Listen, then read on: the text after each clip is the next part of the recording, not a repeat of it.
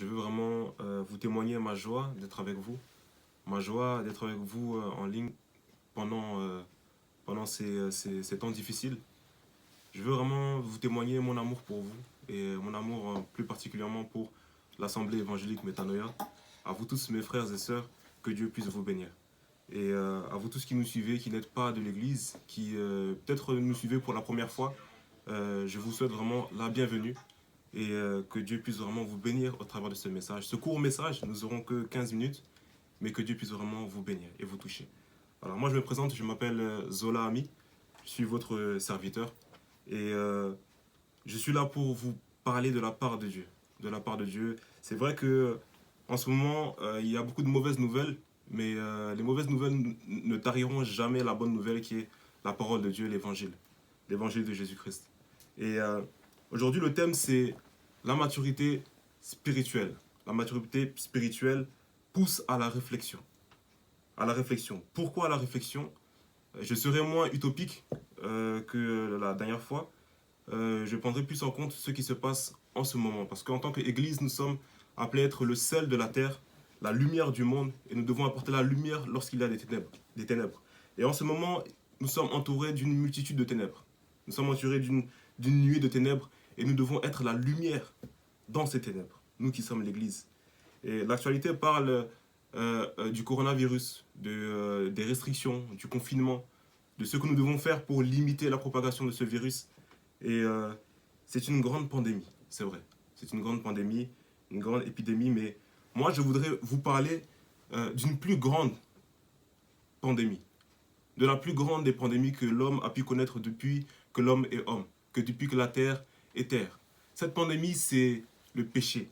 Le péché est la plus grande des pandémies que l'homme a pu trouver sur la terre. Pourquoi? Parce que le péché a touché tous les hommes, depuis Adam et Ève.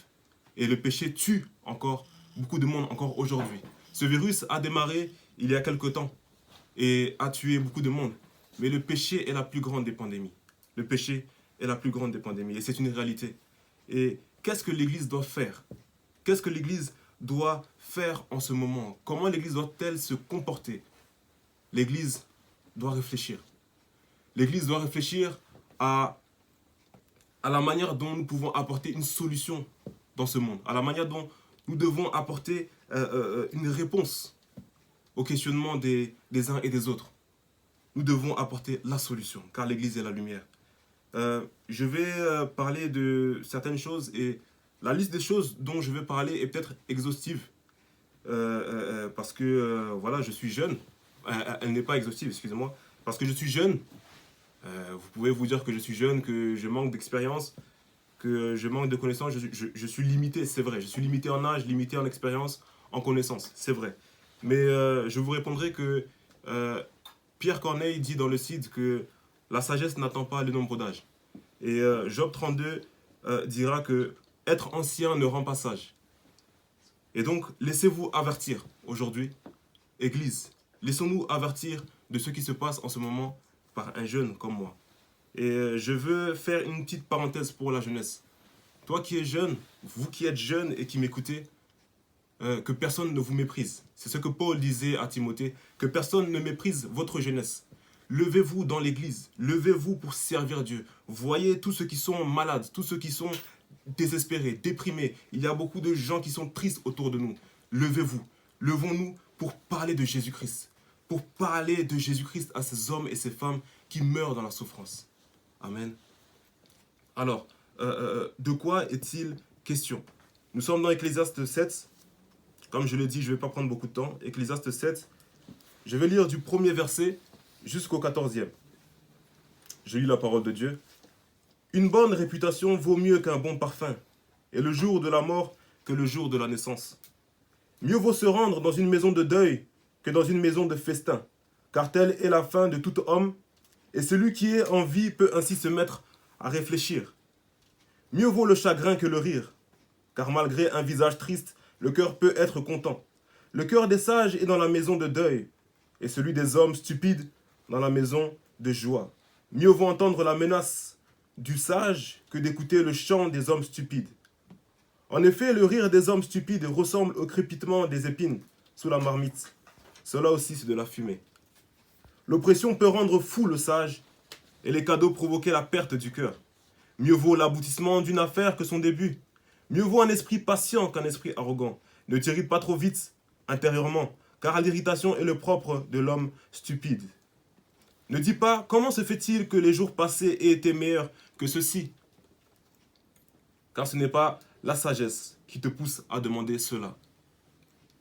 La sagesse a autant de valeur qu'un héritage, et même plus pour ceux qui voient le soleil, car à l'ombre de la sagesse, on est abrité comme à l'ombre de l'argent. L'avantage de la connaissance, c'est que la sagesse fait vivre ceux qui la possèdent. Regarde ce que Dieu a fait. Qui pourra redresser ce qu'il a courbé? Le jour du bonheur soit heureux, et le jour du malheur réfléchis. Amen. Le verset 4 nous dit que le cœur des sages, le cœur des hommes sages est dans la maison de deuil. Et j'ai voulu être un peu plus clair, clarifier un peu le deuil, me documenter. Et j'ai pu constater que le deuil voulait dire la douleur, l'affliction que l'on peut éprouver de la mort de quelqu'un. Lorsque quelqu'un meurt et que nous sommes touchés, nous sommes en deuil. Nous sommes en deuil quand nous sommes tristes. Mais je vais vous parler d'une autre mort, et de la mort dont parle Dieu dans la Bible. Quelle mort? Quelle mort? Parce que la parole de Dieu nous dit que le salaire du péché, c'est la mort. Mais de quelle mort parlons-nous? De quelle mort parle-t-on? Nous parlons de la mort spirituelle. La mort qu'amène le fait de désobéir à Dieu. La mort qu'amène le fait de désobéir à la parole de Dieu. Cette mort-là. Et beaucoup de gens sont déprimés autour de nous. Beaucoup de gens sont seuls et tristes, désespérés. Ils cherchent la lumière. Ils cherchent la lumière. Et qu'est-ce que l'Église doit faire? Qu'est-ce que l'Église doit faire? Où sont les chrétiens? Qu'est-ce que nous devons faire dans ces moments de tristesse? Nous devons nous mettre à réfléchir. Nous mettre à réfléchir sur la manière d'apporter une solution à ces gens. Nous mettre à réfléchir sur la manière dont nous pouvons prier pour les malades. Nous mettre à réfléchir sur le temps que nous devons passer à intercéder pour ceux qui partent, pour ceux qui meurent, pour ceux qui sont tristes, désolés. Et réfléchir à comment sortir de cette situation. Réfléchir à comment sortir de ces problèmes. Un collègue vient te voir, un collègue vient vous voir, et son père est mort. Il est dans la tristesse, il est dans le deuil. Qu'est-ce que vous allez lui répondre? Qu'est-ce que vous allez lui rétorquer? Apportez-lui la bonne nouvelle, apportez-lui l'évangile. Dites-lui que, oui, certes, ton père est parti, mais je veux te dire, et je veux t'annoncer Jésus-Christ. Jésus-Christ t'aime, et Dieu dit dans sa parole qu'il est le père des orphelins. Si ton père est parti, tu peux avoir un nouveau père, un meilleur père. C'est Dieu, Dieu lui-même. Dieu lui-même, le père des orphelins, le mari des veuves. Une femme pourra te dire que mon mari est parti par le coronavirus. Mon mari est parti. Mais laissez-moi vous dire que il est le mari des veuves. Il est le mari des veuves, le consolateur des cœurs brisés. Jésus-Christ. Les hommes matures réfléchissent. Les hommes matures sont souvent calmes. Vous verrez que ceux qui sont souvent calmes, ceux qui sont souvent posés, font preuve d'une grande maturité. Alors que ceux qui sont souvent agités, qui bougent beaucoup, même durant la prédication, alors même que je suis en train de vous parler, que faites-vous? Est-ce que vous m'écoutez patiemment? Est-ce que vous m'écoutez à grandes oreilles? Est-ce que vous m'écoutez avec une grande attention? Ou est-ce que vous êtes en train de faire beaucoup de choses? Parce que je ne parle pas de moi-même, je parle de la parole de Dieu. Qu'est-ce que vous faites? Vous dites que vous serez première dame. Vous dites que vous serez un grand homme, une grande femme. Mais est-ce que lorsque nous voyons Brigitte Macron ou, comment s'appelle-t-elle, la femme de Obama, Michelle, est-ce que nous les voyons vraiment agitées? Est-ce qu'elles sont agitées? Est-ce qu'elles sont plutôt réfléchies et posées? Ceux qui sont matures, et même dans la parole de Dieu, les chrétiens qui sont matures, les chrétiens matures et mûrs sont souvent posés, sont souvent réfléchis, ils se mettent beaucoup à réfléchir. La parole de Dieu nous dit que le cœur des sages est dans la maison de deuil, parce que dans la maison de deuil, nous pouvons réfléchir. Lors du jour du malheur, mets-toi à réfléchir. Réfléchir sur quoi? Est-ce que la semaine a été bonne? Est-ce que la semaine a été productive? As-tu passé du temps dans la prière? Avez-vous passé du temps à chercher Dieu, à chercher la face de Dieu, à intercéder pour les malades? Ou avons-nous passé du temps devant Netflix avec un paquet de chips? nous devons faire très attention. Ceux qui sont matures sont sobres. Ceux qui sont matures sont réfléchis et posés. Alors, vous qui m'écoutez, êtes-vous mature? Est-ce que vous êtes en train de réfléchir sur la situation? Vous voyez le monde, comment le monde part dans tous les sens, comment les gens sont déprimés. Bientôt, il y aura des suicides. Et je ne sais pas si ça n'est déjà pas arrivé. Tous les jours dans la joie. C'est bien. La Bible dit de nous réjouir tous les jours. Mais le cœur des sages est encore une fois dans la maison de deuil. Car le sage se met beaucoup à réfléchir. Tous les jours, être dans la joie, tous les jours, être dans la réjouissance, partout où il y a les fêtes, partout où il y a l'ambiance, vous êtes là. Mais où êtes-vous lorsqu'il y a le deuil? Où êtes-vous lorsqu'on vous dit que le coronavirus tue des gens? Où êtes-vous lorsqu'on vous dit que les chrétiens doivent se mettre à prier, doivent se mettre à intercéder?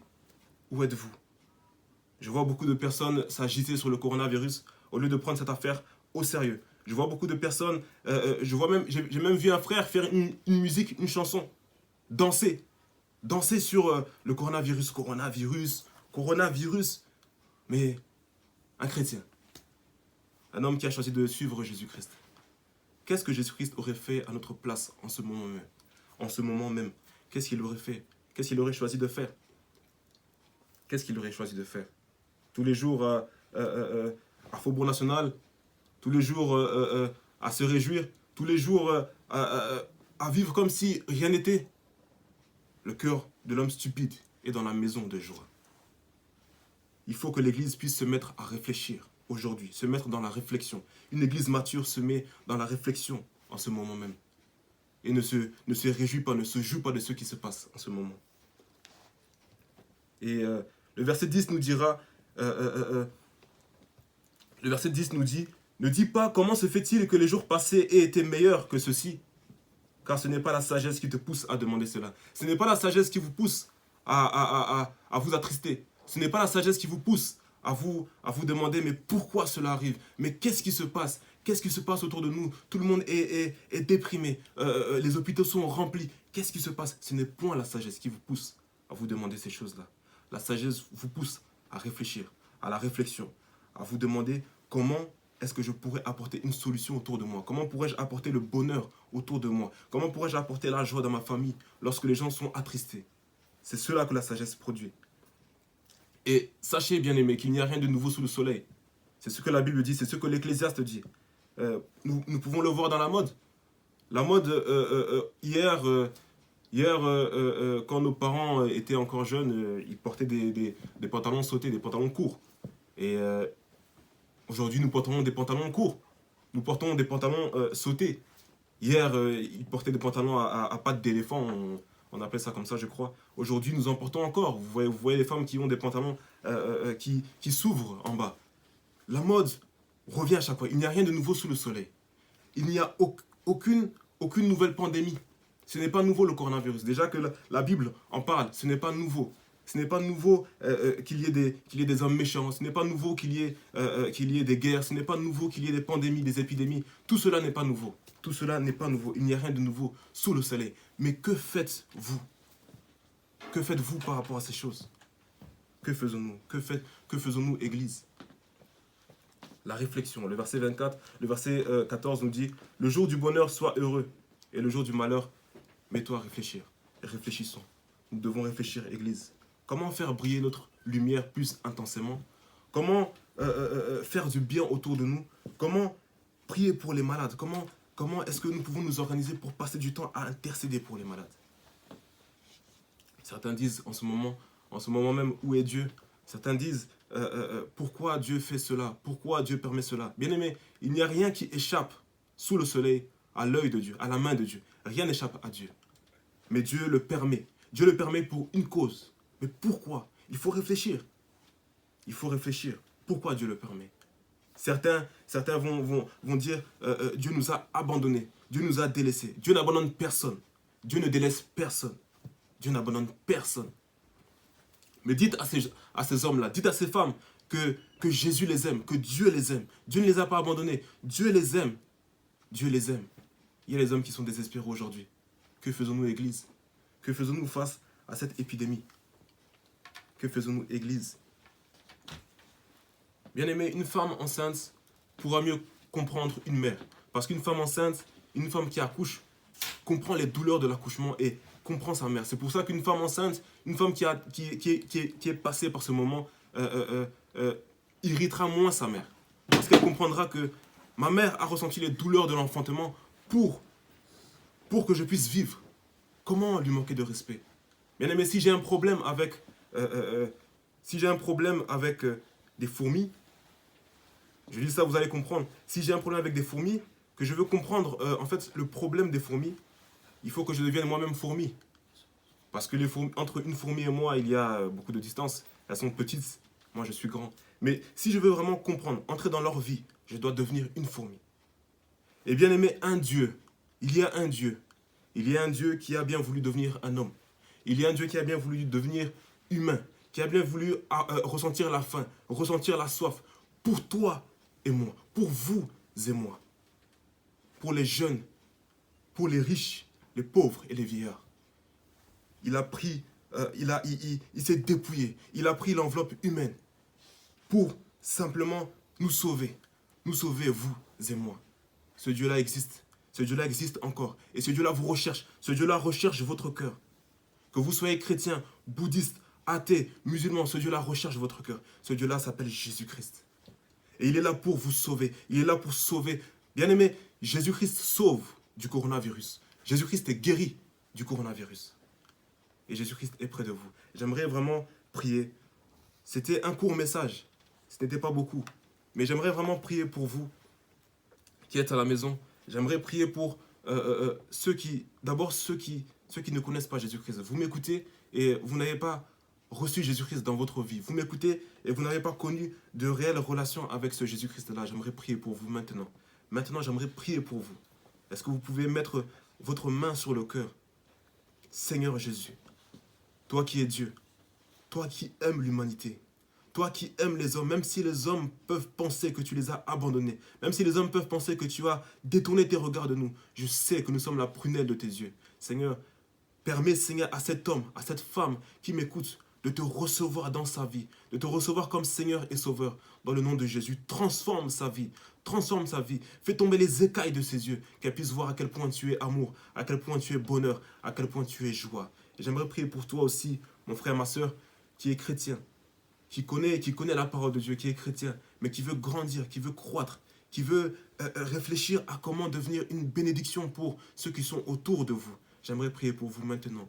Seigneur, toi qui es Dieu, toi qui as conquis le cœur de ces hommes et de ces femmes, Père, permets qu'ils puissent grandir dans ta parole. Permets que nous puissions atteindre la maturité spirituelle. Que nous puissions atteindre, Père, Seigneur, la toute croissance, la plénitude de la croissance spirituelle. Que nous puissions devenir des chrétiens mûrs, des chrétiens posés, des chrétiens réfléchis, des chrétiens qui réfléchissent à comment faire le bien autour d'eux, des chrétiens qui prient pour les malades, des chrétiens qui intercèdent pour ceux qui sont atteints par ce virus, et des chrétiens qui sont des intercesseurs de ceux qui sont atteints par la plus grande des pandémies qui est le péché. Pour ceux qui sont perdus, que nous puissions prier, intercéder, Père, faire du bien autour de nous, au nom de Jésus-Christ. Permets-nous, Seigneur Jésus, d'être le seul réel de la terre, d'être vraiment la lumière de ce monde, au nom de Jésus-Christ. Nous avons ainsi prié. Amen. Amen, bien-aimés. Soyez bénis. Et à vous qui aimeriez des contacts, qui aimeriez nous contacter, faire partie de notre communauté, il y a le numéro du secrétaire de l'église Métanoïa qui vous sera communiqué, qui s'affichera. Et j'aimerais vraiment vous dire que Jésus-Christ vous aime, que Jésus-Christ n'a pas oublié la terre. Jésus-Christ vit au-dedans de nous. Jésus-Christ est avec nous partout où nous sommes et il nous accompagne. Et j'aimerais aussi